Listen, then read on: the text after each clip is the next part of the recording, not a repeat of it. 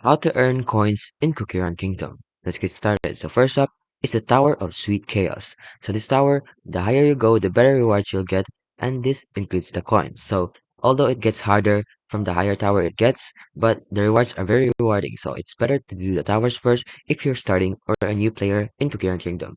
Then there's world exploration battles. So the more battles you do in the world explorations, the more coins you'll get. Even though it's not the best way to get coins, it's still a way of earning coins in Quicker Kingdom.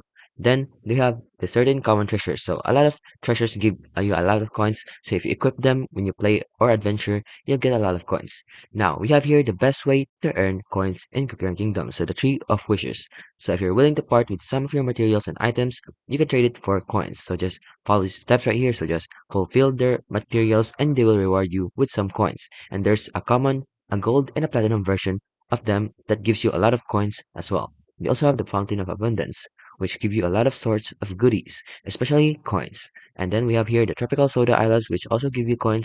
And then lastly is the events. So participating in events give you a lot of coins, and those are the ways on how you can earn coins in the current kingdom.